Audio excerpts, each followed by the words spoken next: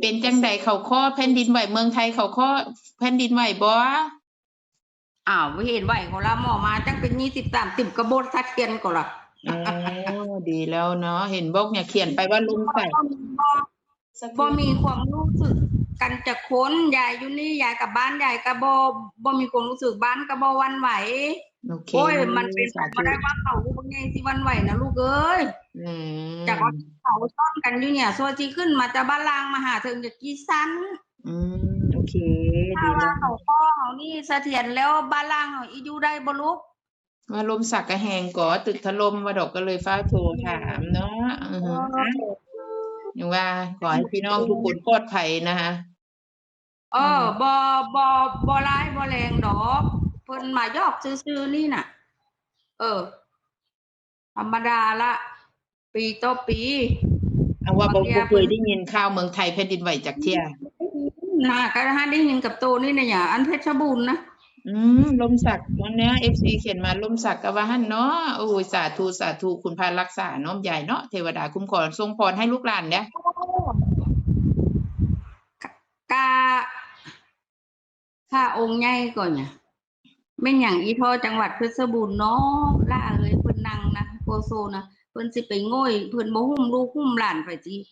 หุ้มหลานหุ้มเหลนหุ้มล่นนะเพิ่นนั่งตากแดดตากหน้าอยู่นะเพิ่นมุงไว้จนเบิดแล้วบ่มีพิษมีภัยหยังดอกธรรมดาแล้วสิให้ลมเป็นบางพังเป็นห้วยนี่มันเป็นไปบ่ได้จังหวัดเพชรบูรณ์แข็งอยู่แล้วค่ะเพิ่นดูแลดีบ่เป็นหยังดอกบ่ต้องหวั่นไหวบ่ต้องคิดหยังคุณพาอยู่ทางใดรักษาทางนั้นตั้งแต่ประเทศใดก็แล้วแต่เมืองไทยเฮาก็แล้วแต่ลูกหลานไปอยู่ใดสิตุ้มสิหุ้มหมดสิเบิ่งปกปักรักษาเบิดเห็นบ่เนี่ยแม่แผ่นดินยังมารักษาเลยมื้อเนี้ยลูกอันใหญ่ๆนี่ก็ยกมือขึ้นหัวโอ้ยแม่เอ้ยว่ามาเอาเที่ยวออกให้ได้เด้อเอาเที่ยวออก2เล่มก็ได้ออกเองเดียวหมอรับบ่ได้อายุมันน้อยเกินบ่เป็นหยังดอกลูกคิดดีทำดีได้ดีทั้งนั้นน่ะคุณพารักษาอยู่ได้เฮาดีทั้งนั้นขอให้เฮาใจดีใจดีแล้วก็พูดมีศีลธรรมอยู่ได้ดีทั้งนั้นลูกบ่มีเสียอยู่ที่ใจเฮาตั้งสมาธิให้แน่นบ่ช่วงคือกันมึนๆกินยาไปนอนซะน่ะตาบวมลูกนอกอยู่ไหนอยู่ใดก็แล้วแต่เพิ่นไปรักษานั่นน่ะพระองค์ใหญ่เฮาน่ะพระหยังวะแม่ก็ลืมแล้วก็หยังก็เอิ้นชื่อน่ะลืมชื่อ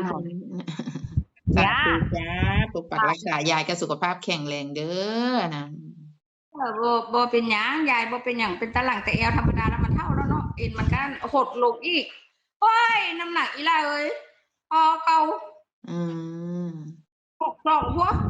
กินข้าวเก่งอยู่เนาะดีแล้วล่ะ